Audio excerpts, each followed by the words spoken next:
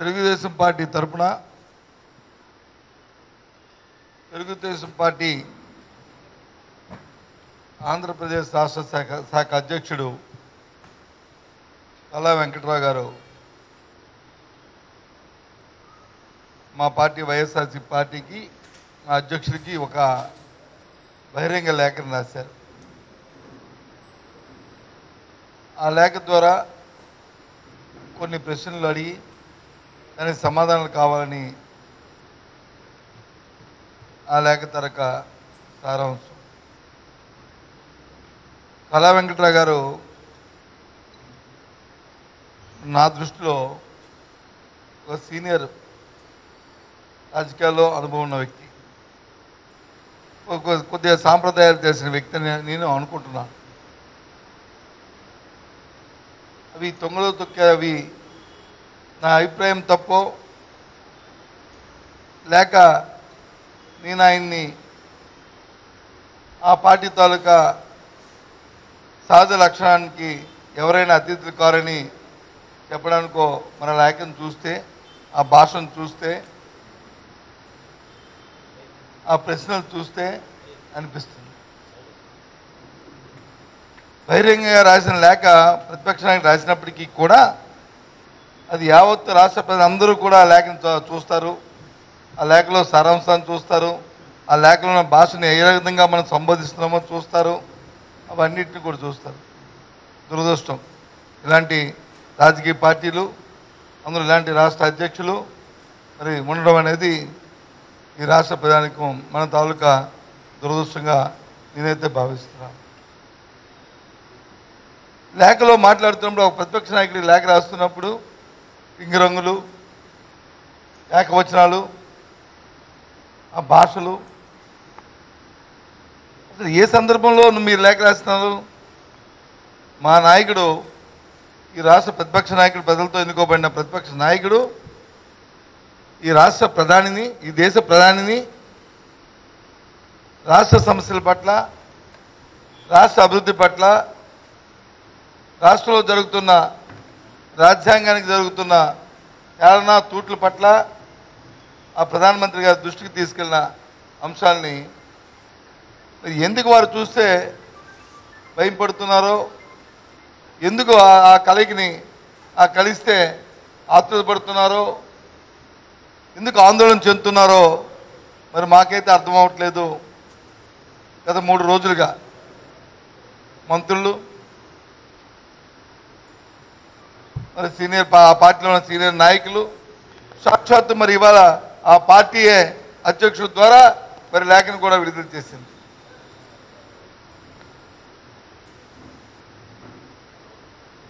ప్రధానమంత్రి గారిని కలిసింది ఎందుకు మీరు వచ్చి నిగో ఘోడంగా పెట్టారు కానీ సీక్రెట్గా ఎందుకు కలవాల్సి వచ్చింది అని అంటారు.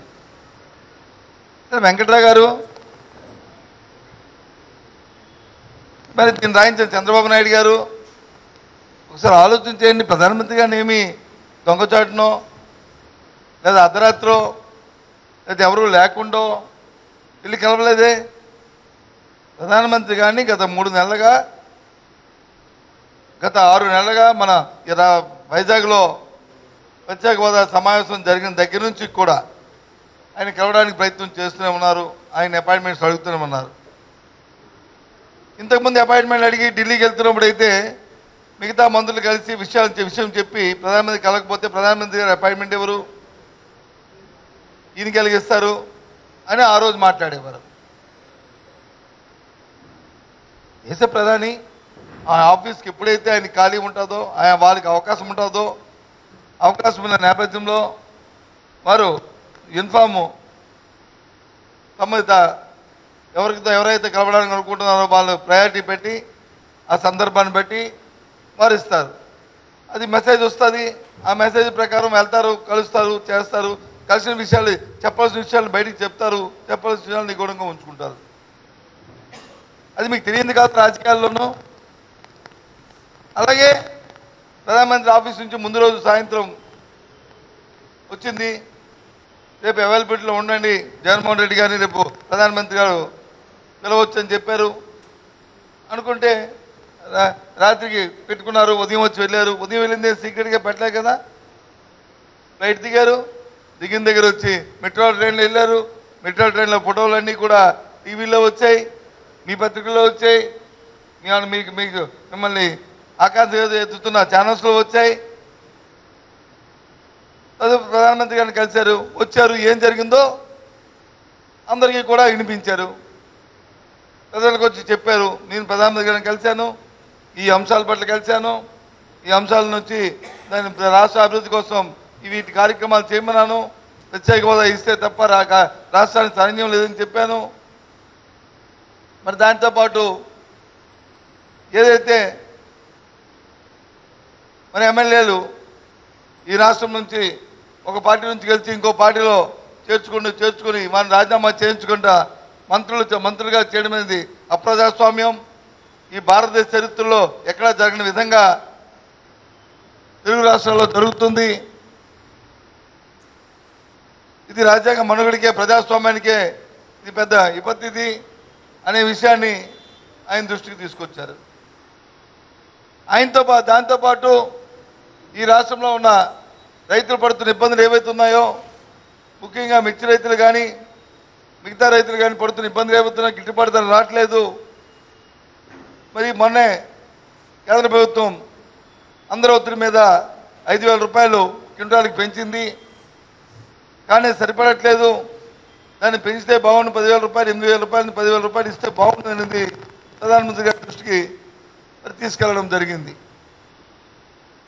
30 లక్షల మంది అగ్రిగోల్డ్ సంబంధించిన వ్యక్తులు ఉన్నారు. వాళ్ళందరినీ కూడా ఇబ్బందులు పడుతున్నారు, ఆత్మహత్యలు చేసుకుంటున్నారు. అధికారంలో ఉన్న తెలుగుదేశం పార్టీ నాయకులు ముఖ్యంగా ముఖ్యమంత్రి స్థాయి నుంచి ఆయన కుమారుడు కూడా వారి మీద కూడా ఆరోపణలు వచ్చాయి, మంత్రుల మీద ఆరోపణలు వచ్చాయి, ఆస్తుని తక్కువ డబ్బులు కొని వారు దోచుకుంటున్నారని చెప్పి వచ్చాయి. దీని మీద సిబిఐ ఎంక్వైరీ చేయాలని చెప్పని కోరడం జరిగింది, ఈ విషయాలు చెప్పడం జరిగింది. వీటన్నిటినూ ఆయన మెమోరాండం రూపంలో సబ్మిట్ చేశారు. పత్రికల్లో ఫోటోలు వచ్చినాయి, టీవీల్లో ఫోటోలు వచ్చినాయి, బయట వచ్చి చెప్పడం కూడా జరిగింది. మరి 10 లెటర్లో చూస్తుంటే ఏమని రాస్తున్నారంటే, నిజంగా మీరు వచ్చి ఆ మెమోరాండం ఇచ్చారా అని అంటున్నారు. అంటే ఏమనిపిస్తుంది అంటే, అయితే ఇంతవరకు ఈ 30 సంవత్సరాల రాజకీయాల్లో తెలుగుదేశం పార్టీ లోన్ ఒకటి బయట ఒకటి చెప్తుంది అనేది అర్థమవుతుంది. ప్రధానమంత్రి గారు కలిసినప్పుడు ఒక మాట చెప్తున్నారు, బయటకు వచ్చి ఒక మాట మాట్లాడుతున్నారు. సహజ గుణం, తెలుగుదేశం పార్టీ సహజ గుణాన్ని ఇవాళ ఎదుటి పార్టీ మీద రుద్దడానికి ప్రయత్నం చేస్తున్నారు. లేదా అంటే కళ్ళుండి కూడా కబోదిలాగా ప్రవర్తిస్తున్నారు. ఏమనుకోవడం, దీన్ని ఏమని చెప్తాం, దీనికి సమాధానం? ప్రధానమంత్రి గారిని గెలిస్తే మీరు అడగచ్చు, మీ తాలూకా మీ సంబంధించిన పార్టీ మీకు సంబంధించిన మిత్రపక్షమే కదా అది. ఏమండి జగన్మోహన్ రెడ్డి గారు మీకు ఇచ్చారా లేదా, లేదు జగన్మోహన్ రెడ్డి గారు ఈ అంశాలు అడిగారా లేదా అని అడగొచ్చు కదా, మీకు లేదా? దీన్ని బట్టి ఏం తెలుస్తుంది? ఊరికినే పుచ్చకాయలు తొక్కని భుజాలు తొడుక్కునే పరిస్థితి వచ్చింది. ఎందుకు తొడుక్కుంటున్నారు? ఏమిటి దీనికి కారణం? మీ లొసుగులు, మీ దొంగతనాలు, మీ దోపిడీలు రాబోయే కాలంలో సాగమనా? ఇంతవరకు రాష్ట్ర ప్రజలు మబ్బు పెట్టారు, ప్రత్యేక హోదాను మబ్బు పెట్టారు, ప్యాకేజీ ఇస్తే సరిపోతుందని చెప్పి చంకలు తిట్టుకున్నారు. దాన్ని చట్టబద్ధత అన్నారు. చట్టం లేదు, పద్ధతి లేదు, ప్యాకేజీ లేదు, ఏమీ లేదు.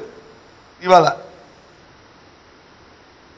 దీని గురించి అడిగితే అంటారు, రాష్ట్రపతి ఎన్నికల గురించి మిమ్మల్ని అడిగారా, లేదా మీరే చెప్పారా? నువ్వు ఒక ముఖ్యమంత్రి కదా బాబు, ఏమిటిది? ఒక రాజకీయ పార్టీ నాయకులు ఒక రాజకీయ పార్టీ ఇంకో రాజకీయ పార్టీ కలుసుకుంటున్నప్పుడు ఎన్నో సందర్భాల్లో ఎన్నో అంశాలు వస్తాయి. ఒక దేశ ప్రధాని, ఒక ప్రతిపక్ష నాయకుడు, ఒక ముఖ్యమంత్రి కలుసుకుంటున్నప్పుడు ఎన్నో దేశానికి సంబంధించిన, రాష్ట్రానికి సంబంధించిన అంశాలు వస్తాయి. ఏమనుకుంటున్నావు? ఏం కళా వెంకట గారు మీ తాలూకా పరిజ్ఞానం ఏమైంది? మీ అనుభవం ఏమైంది? ఏదో గుడ్డిగా అక్కడ నుంచి ఏదో ఆఫీస్ వాళ్ళు ఏదో రాస్తే దాని మీద సంతకం పెట్టి మీద ఎదుగుతుంది లేదా? ఆలోచన లేదా? ఏమిటిది? చెప్పండి, ఏంటిది? మీ నాయకుల్లాగా వచ్చి తగ్గుటమాన విద్యలు వచ్చి 7 రాకపోవచ్చు జగన్మోహన్ రెడ్డి గారికి, లేకపోతే రాత్రి పగలోటి మాటలు మార్చే తత్వం జగన్మోహన్ రెడ్డి గారు లేకపోవచ్చు. ఏదైతే మీరు భాష వాడారో టంగురింగులు, ఆ టంగురింగులు మేకప్లు జగన్మోహన్ రెడ్డి గారు రాకపోవచ్చు, తిరిగిపోవచ్చు. కానీ ఏదైనా మాట అంటే మాత్రం మాట మీద నిలబడతాడనే అంశం అందరికీ తెలుసు. ఏ ఒక్కటి ఈ పార్టీ పెట్టిన తర్వాత ఆయన చెప్పిన మాటని తిరిగి కాకుండా, ప్రజల దగ్గర చెప్పిన మాటలు కాకుండా తిరిగి మార్చుకున్నాడు అనేది ఒక మాటను చెప్పమనండి. చంద్రబాబు నాయుడు గారిని కానీ తెలుగుదేశం పార్టీని కానీ అలా మాట్లాడమని చెప్పమనండి. ఏం లేదు, చెప్పలేరు.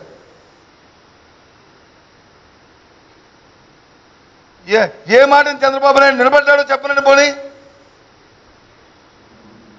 కొంచెం జగన్మోహన్ రెడ్డి గారు చెప్పింది చెప్పలేరు. పోనీ చంద్రబాబు నాయుడు గారు ఏ మాటని చెప్పి ఆ మాట మీద నిలబడ్డాడో చెప్పనండి, చెప్పలేరు. మేము చెప్తాం 100, ఒకటి కాదు 100. 14 జరిగిన ఎన్నికల ముందు జరిగిన పరిణామాలు కానీ, లేదు రోజువారీ జరుగుతున్న పరిణామాలు కానీ, లేదు తెలుగుదేశం పార్టీలో చంద్రబాబు నాయుడు చేరినప్పటి నుంచి స్వర్గీయ ఎన్టీ రామారావు గారు ఉన్నప్పటి దగ్గర నుంచి జరిగిన పరిణామాల్లో ఈయన రాత్రి ఏం మాట్లాడాడు, మధ్యాహ్నం ఏం మాట్లాడాడు, సాయంత్రం ఏం మాట్లాడాడో చెప్తాం.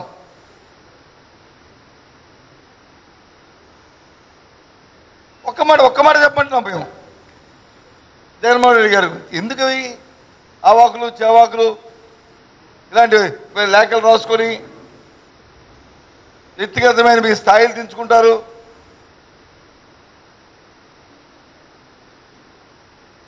ఏమిటి మీకు కావాలి? డైరెక్ట్గా సూటిగా ప్రశ్నిస్తున్నాం. అసలు మీకేం కావాలి? మీరు ఏం కోరుకుంటున్నారు అడుగుతున్నాం. ఇవాళ వైఎస్ఆర్సీ పార్టీ, ఇవాళ జగన్మోహన్ రెడ్డి గారు మాటగా చెప్తున్నాం, మాకు కావాలి రాష్ట్ర ప్రయోజనం, మాకు కావాలి రాష్ట్ర అభివృద్ధి.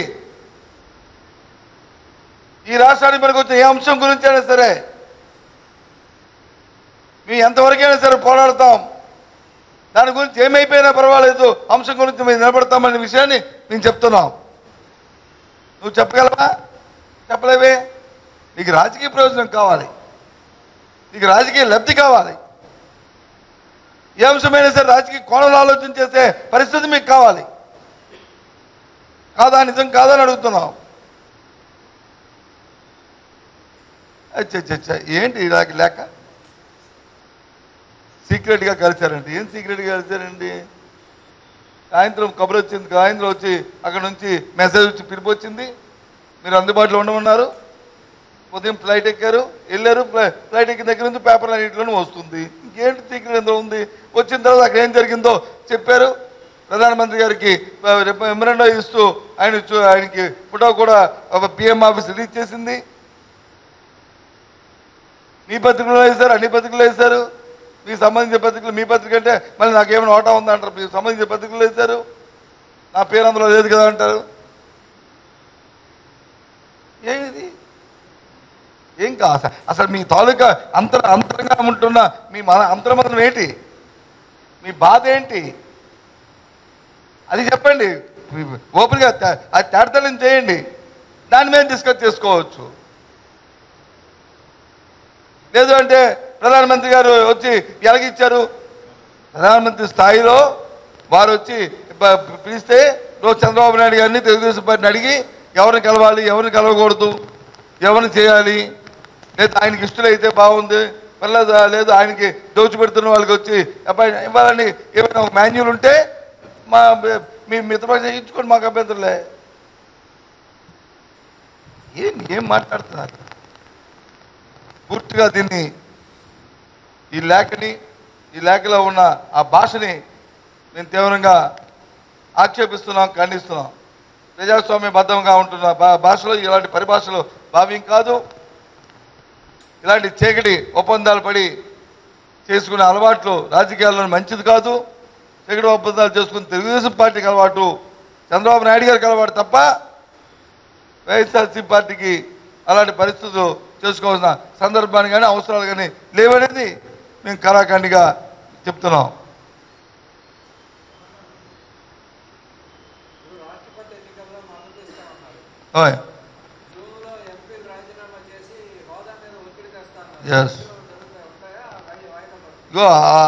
మీరు చెప్పిన లైన్ కూడా ఇందులోనూ అంత డైరెక్ట్గా మీలా డైరెక్ట్గా అడిగితే బాగుండు. అంత డైరెక్ట్గా అడగకంట చొక్క తిరుగుగా అని అడుగుతున్నారు. ఏమన్నా రాష్ట్రపతి ఎన్నికల్లో మద్దతు ఇస్తారా? జగన్మోహన్ రెడ్డి గారు ఏం చెప్పారు? రాష్ట్రపతి ఎన్నిక అనేది దేశానికి అత్యున్నతమైన పదవి, మందికి గౌరవప్రదమైంది. దాన్ని అందరం కూడా ప్రజాస్వామ్యం గౌరవించుకోవాలి. గత ఎన్నికలప్పుడు కూడా నన్ను యూపీఏ ప్రభుత్వంలో ఆ రోజు నన్ను వచ్చి అన్యాయంగా ఇబ్బందులు పెట్టినప్పటికీ కూడా, ఆ రోజు నేను జైల్లో ఉన్నప్పటికీ కూడా తెలుగుదేశం పార్టీ ఆ రోజున్న యూపీఏలో ఉన్న మా పెద్దలు అందరూ కలిసి నన్ను ఇబ్బందులు పెట్టినప్పటికీ కూడా భారతదేశ ప్రధాని పదవి అనేది, భారత రాష్ట్ర ప్రధాన పదవి అనేది, భారతదేశ రాష్ట్రపతి పదవి అనేది ఒక గౌరవప్రదమైన అత్యుత్తమ పదవి కాబట్టి ఆ రోజు నేను కాంగ్రెస్ పార్టీకే ఆ రోజు ఓటేయడం జరిగింది. యూపీఏ అభ్యర్థికే నేను ఓటేయడం జరిగింది. కాంగ్రెస్ పార్టీకి అది యూపీఏ అభ్యర్థికే ఓటేయడం జరిగింది. ఈరోజు కూడా నా తాలూకా అభిప్రాయం ఏంటంటే ఆ పదవి గురించి ఒక డిస్కషన్ జరిగి అందరూ కూడా ఏకగ్రీవంగా ఉంటే బాగుంటుంది అనేది నా తాలూకా అభిప్రాయము. ఏదైనప్పటికీ కూడా ఈరోజు మెజారిటీ ఉన్న నేపథ్యంలో, ఎన్డీఏ అభ్యర్థికి మెజారిటీ ఉన్న నేపథ్యంలో ఆ అభ్యర్థిని ఎన్నుకొని దేశ గౌరవాన్ని కాపాడే బాధ్యత నాకు ఉంది కాబట్టి నేను ఎన్డీఏకే మద్దతు ఇస్తానని చెప్పి మాటను చెప్పారు. అందులో ఏ విధంగా కూడా సందేహం లేదు, వెనకడుగు లేదు. ఏ రాజీనామాలు చేస్తే ఓట్లు పోతాయి? ఎంపీ రాజీనామాలు చేస్తే ఎంపీ ఓట్లు పోతాయి, మిగతా ఓట్లు లేవా? ఎమ్మెల్యేలు అందరూ చేస్తారని చెప్పలేదు ఆయన. చేస్తారా లేదని వేచి చూడండి. ప్రత్యేకవాద మీద వెనకడుగు వేసేది లేదు, ఆ అంశం పట్ల వెనక్కి వెళ్ళేది లేదు. 1-10 సార్లు ఆయన చెప్తున్నారు కదా. మీరు చంద్రబాబు నాయుడు గారి కంటే భయం. ఒక పార్టీలో గెలిచి ఇంకో పార్టీలో ఎన్నికై బాబు వాళ్ళు రాజీనామా చేయండి, ఆయనకి భయం. మళ్ళీ ఇంకో క్వశ్చన్, ఎంతమంది నీతో రాజీనామా చేస్తారు? ఇది ఆ క్వశ్చన్ చూడండి. ఒక రాజకీయ పార్టీలో ఒక అధ్యక్షుడు చెప్పిన తర్వాత రేపు అంటే ఉద్దేశం పెట్టి రేపు చంద్రబాబు చెప్పి ఎన్నో అని చెప్తున్నాను ఈయన.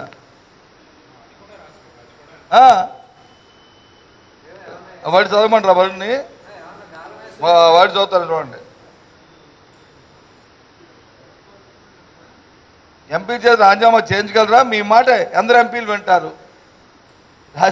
ఒక రాజకీయ పార్టీలో ఉండి రాజకీయ పార్టీ అధ్యక్షుడిగా ఇది భాష అంటే రేపు ఈయన అధ్యక్షుడు, ఈయన జాతీయ అధ్యక్షుడు చంద్రబాబు నాయుడు ఆయన ఏదైనా చెప్తే నిండా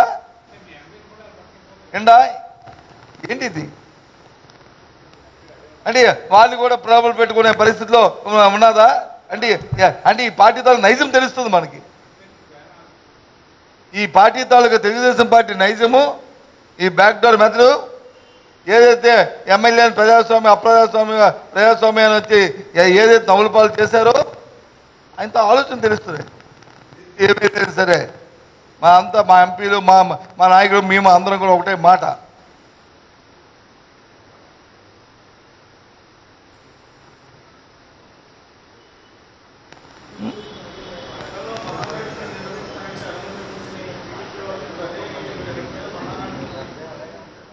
గతంలో మహానాడికి మేము ఎప్పుడు అడ్డుపెట్టలే. మహానాడికి అడ్డుపెట్టి తెలుగుదేశం పార్టీకి అడ్డుపెట్టే పరిస్థితులు ఉంటే తెలుగుదేశం పార్టీ ఈ రకంగా ఉండేది కాదు. ఈరోజు చేస్తున్న ఇలాంటి చట్ట విరుద్ధమైన విధానాలు చేస్తే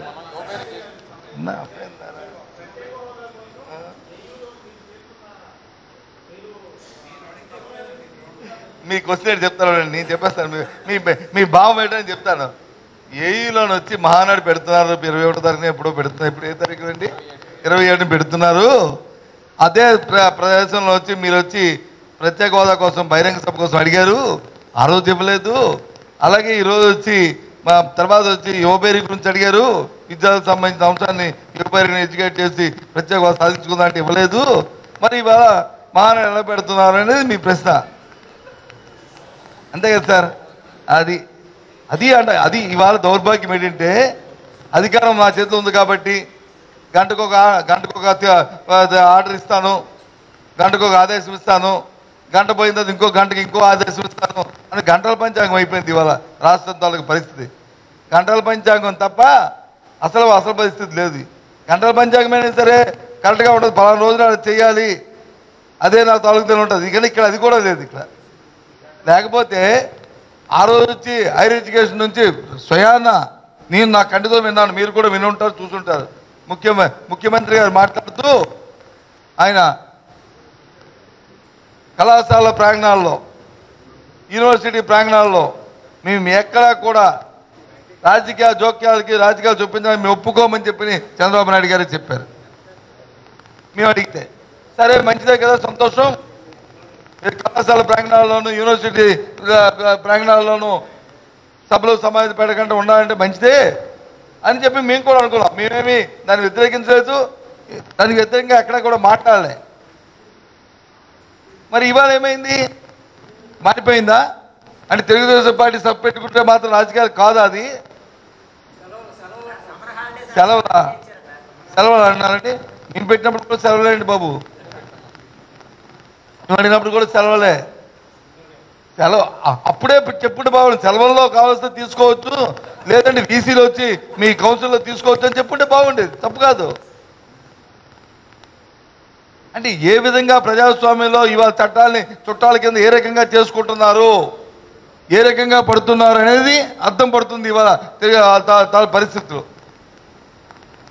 మహానాడు పెట్టుకుంటే మాకు అభ్యంతరం లేదు గ్రౌండ్లో, కానీ ఏదైతే ఆ స్పిరిట్ ఉందో, భావం ఏదైతే ఉందో, విద్యార్థులు వచ్చి వాళ్ళ తాలుగా విద్యాభ్యాసాలు పోతే వాళ్ళ రాజకీయాల్లో చూపించడం సరికాదని ఏ భావం అయితే ఉందో, అది అందరం కలిసి అన్ని రాజకీయ పార్టీలు ఒప్పుకున్నామో దానికి మళ్ళీ తూట్లు పడడం అనేది చాలా తప్పు. దీనివల్ల రాబోయే తరానికి ఏ విధమైన మెసేజ్ మనం ఇస్తున్నాము, ఏ సందేశం ఇస్తున్నాము అనేది మనకు కావాలి. ఇక్కడ ఓ 2 రోజులు మహానాడు వచ్చి ఒక గ్రౌండ్లో పెట్టుకున్న అందరిలో వచ్చిన ఇబ్బంది లేదు. ఆ రోజు అక్కడ కాదన్నారు, మన సభ తీసుకెళ్ళి మేము వచ్చి స్టేడియంలో పెట్టుకున్నాం, ఏమైంది? కానీ ఆ రోజు చెప్పిన మాట ఏంటి, ఈరోజు చెప్తున్న మాట ఏంటి? ఏ విధంగా దాన్ని సస్టైన్ చేసుకుంటారు మీరు? మేము అడుగుతున్న ప్రశ్న అది, దానికి సమాధానం చెప్పాలి. బీసీ గారు ఆర్డర్ ఇస్తే పెట్టుకుంటామని అంటాడు హోంమంత్రి, లేకపోతే ఇంకో మంత్రి వచ్చి కాదంటాడు. అసలు ఏమైపోయింది తెలియదు. ఏదైనా నిన్న కూడా చూస్తాం కదా మనం, జగన్మోహన్ రెడ్డి గారు ప్రధానమంత్రి కలిసి బయటకు వచ్చిన దగ్గర నుంచి ఒక మంత్రి కాదు, ఏవేవో అవాకులు చావాకులు ఊహించేసుకొని వాళ్ళకేం భయం పట్టుకుంది. ఇప్పుడు వాళ్ళకి ఇన్సెక్యూరిటీ వచ్చింది, ఇన్సెక్యూరిటీ వచ్చింది వాళ్ళకి. ఇక మన ప్రభుత్వం ఇంకా ఉండదు, ప్రజలు మనం అసహించుకుంటున్నారు, మనం పోతున్నాము, అది కాదు మన అవినీతి కార్యక్రమాలు, మన దోపిడీ ఎక్కువైపోయింది, ఈ దోపిడీకి వచ్చి ఇక రేపు ఎప్పుడైనా సరే దీని మీద కట్టడి వస్తే మన అందరి పరిస్థితి ఏమిటి అనే భయం పట్టుకుంది ఇవాళ ఆ పార్టీకి. అందుకే ఇవాళ మాట్లాడుతున్నారు. మాకమ్మా బీజేపీ మేము ఎందుకు కలిసిపోతామని ఎవరు చెప్పారండి? కలిసిపోతారని ఆ డిస్కషన్ జరిగింది. రాజకీయ పార్టీలు లాస్ట్ టైం కూడా మీరు నన్ను ఎవరు అడిగితే చెప్పారు ఏమని, రాజకీయ పార్టీలు వాళ్ళ విధానాల పట్ల ఎన్నికల సమయంలోనూ వాళ్ళు నిర్ణయాలు తీసుకుంటారు, ఆ నిర్ణయాల ప్రకారం ముందుకు వెళ్తారని. అంతేగాని కలిసిపోవడం ఏంటండి?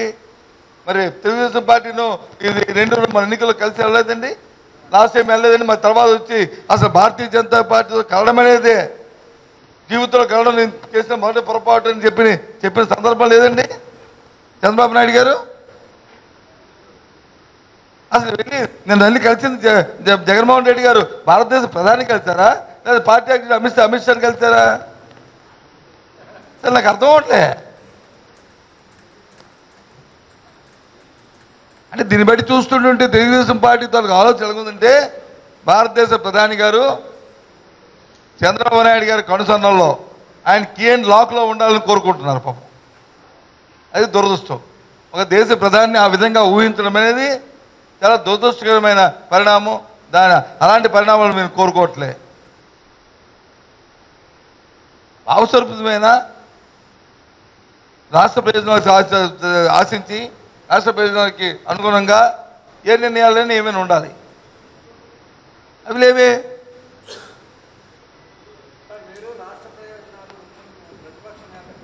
అవునండి, ఎక్కడికి వెళ్ళండి? అవును అన్నారు, మీరు అంటున్నారు కదా. ఆ ప్యాకేజీ ఏం చెప్పారండి? ఆ ప్యాకేజీలో అంశాన్ని చెప్పారండి. ఇగో ఈ ప్యాకేజీ వల్ల ఈ రాష్ట్ర వేలు ఒరిగింది, ఈ ప్యాకేజీ వల్ల మేలు వచ్చింది, ఇగో ఈ ప్యాకేజీలో ఈ అంశం ఉంది అని చెప్పానండి. ఇప్పుడు 100 సార్లు మేము చెప్తున్నాం, బాబా ప్యాకేజీ చెప్పండి రా బాబు అంటే చెప్తున్నాం. బాబు సుజనా చౌదరి గారు ఆ ప్యాకేజీ చెప్పండి అంటున్నాం. ముఖ్యమంత్రి గారు ఆ ప్యాకేజీ చెప్పండి ఇప్పుడు వింటామని అంటున్నాం. వాళ్ళు మేము వ్యతిరేకించినప్పుడు కూడా చెవులకి వినొచ్చు, వినడానికి ఇంపుగా ఉంటే చూద్దామని అంటున్నాం. మరి అశోక్ గజపతి కంటే ఆ విషయాలు తెలియవు. ఎందుకంటే ఆయనకి ఈ దేశంలో రాజకీయాలు తెలియవు, రాజకీయ ర్యాంకుల గురించి తెలియదు, రాజకీయ అంశాలు తెలియదు, విధానాలు తెలియదు అశోక్ గజపతి గారికి. మనం దురదృష్టానికి ఆయన ఈ దేశానికి క్యాబినెట్ మంత్రి ఆ పార్టీ తరఫున. మరి ఈయన తెలిసిన వాళ్ళు ఉన్నారు కదా, వాళ్ళు చెప్పొచ్చు కదా. ఎందుకు చెప్పట్లేదు వాళ్ళు? చెప్పనండి, ఇవాళ ఒప్పుకుంటాను. ఏంటి ప్యాకేజ్? ఇప్పుడు మీకు తెలుసా బాబు సోదరా? మీకు తెలిస్తే చెప్పండి. మీకు తెలీదు. మరి మీకు తెలియక, వాళ్ళకి తెలియక, మాకు తెలియక, రాష్ట్ర ప్రజలకి ఎవరు తెలుసు? ఏదో బ్రహ్మ పదార్థం లాగా ఉంది ప్యాకేజీ. అదో బ్రహ్మ పదార్థం అయిపోయింది. ఏం చేద్దాం మరి ఇప్పుడు? ఏంటి హోదా కంటే ఎక్కువ అనే వరుడు అనే పదం మాత్రం తెలుసు, అన్నం మాత్రం. అది ఏంటిది? చట్టబద్ధ అదే అడుగుతున్నాం. చట్టబద్ధత దేనికి అడుగుతున్నాం? ఇప్పుడు చట్టబద్ధతే కదండి ఇది. పార్లమెంటు సాక్షిగా చట్టాన్ని చేసింది పోలవరం వచ్చి జాతీయ ప్రాజెక్టు కింద. ఏ డిస్ప్యూట్, ఇంటర్నల్ డిస్ప్యూట్స్ ఏవొచ్చినా, internal dispute means inter state disputes, environment clearances, ఎలాంటి వచ్చినా మొత్తం అయిన ఖర్చు ఏదొచ్చినా అన్నిటికీ కూడా కేంద్రమే భరిస్తుంది, కేంద్రమే చూసుకుంటుందని చెప్పినప్పటికీ కూడా ఇవాళ ఆ ప్రాజెక్ట్ మాకు ఇచ్చేయండి అని చెప్పి ఎడ్యుకేషన్ మాకు ఇచ్చేయండి గొడవ పెట్టి తీసుకొచ్చి ఇవాళ దోచుకు తింటున్నారు. ఒక డొల్ల కంపెనీ పెట్టి ఇది జరుగుతుంది రాష్ట్రంలో. ఇలాంటివన్నీ బయటకు వస్తాయని భయం, ఇలాంటి కార్యక్రమాలు బయటకు వస్తాయని భయం. ఎవరికి టచ్లో ఉన్నారు? ఆయనకి టచ్లో ఆయనే టచ్లో ఉన్నాడు. ఆయన టచ్లో ఉండేంటి? ఏది బాబు?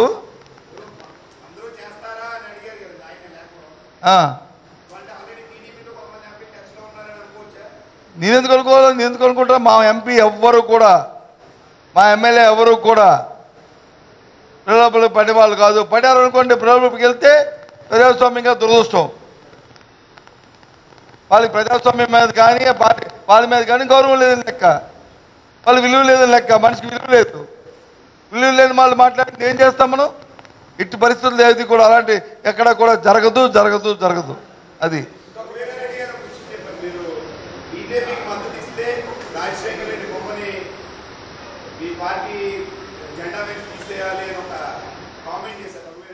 ఎందుకు కారణం? కాంగ్రెస్ ఆయన బతుకున్న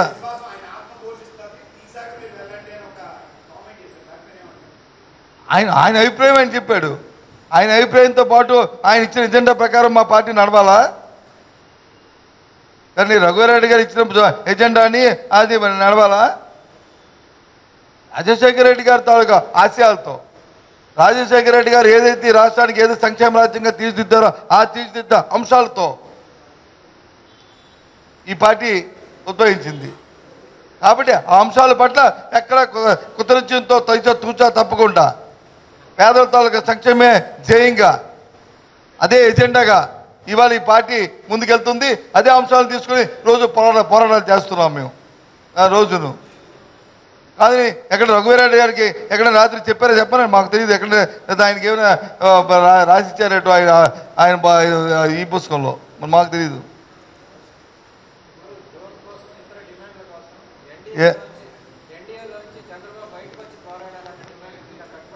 ఎన్డీఏ నుంచి చంద్రబాబు నాయుడు గారండి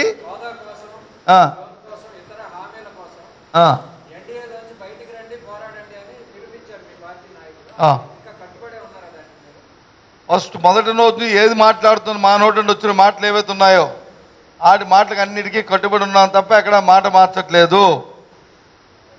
మీరు ప్రత్యేక హోదా గురించి రండి, అందరూ రాజీనామాలు చేద్దాం, అందరూ కలిసి పోరాడదాం, ఈ రాష్ట్రానికి ప్రత్యేక హోదా ఒకటే సైన్యం అనే మాటకి ఎక్కడా కూడా వెనకేం చేయలేదే. ఎక్కడైనా చెప్పి మన కూడా చెప్పారే జగన్మోహన్ రెడ్డి గారు, చెప్పలేదా? దాని నుంచి వెనక్కి వెళ్ళేది లేదని.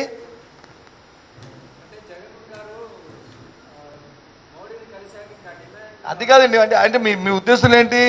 భారతదేశ ప్రధాని ప్రతిపక్ష నాయకుడు అనేవాడు ఏ అంశం పట్ల కూడా కలవకూడదు అని, అంతేనా? అది చెప్పండి మరి. ఇంకా క్లియర్ కట్గా క్వశ్చన్కి ఆన్సర్ చెప్పాలంటే తెలుగుదేశం పార్టీని భారతదేశ ప్రధానిని కలవకూడదు. లేదు, ఏ ఒక్క పార్టీ ప్రతిపక్ష అధికారంలో ఏ పార్టీ ఉన్నప్పటికీ ఏ ప్రతిపక్ష పార్టీ కూడా వెళ్ళి కలవకూడదు అని. ఇంకేంటి ఇదేనా? అంతేనా? నేను ఎవరు కానీ బీహార్ ముఖ్యమంత్రి గారు నితీష్ కుమార్ గారు అపూర్వమైన అనుభవం. ఆయన ఎన్నిసార్లు కలిశారండి ప్రధానమంత్రి గారిని? ఆయనో పార్టీ ఈయనో పార్టీ. మరి కేజ్రీవాల్ గారు అంటే ఏంటి మరి? ఇది నాకు అర్థం అవ్వట్లేదు. ఎందుకు వస్తుంది అంటే ఏంటి? దీనివల్ల ఇవాళ తెలుగుదేశం పార్టీ తాలూకు దొంగతనం, తెలుగుదేశం పార్టీ తాలూకా ఇన్సెక్యూరిటీ, వాళ్ళు చేస్తున్న దోపిడీలు, వాళ్ళు చేస్తున్న అనైతికమైన చర్యలు, వాళ్ళు చేస్తున్న అప్రజాస్వామికమైన చర్యలు, ఇవన్నీ కూడా ఎక్కడ బయటపడతాయో, ఏ విధంగా దీని వస్తుందనే ఉద్దేశంతో ఇవాళ ఉన్నారు. కాబట్టి ఉంటాను. బాయ్. Thank you.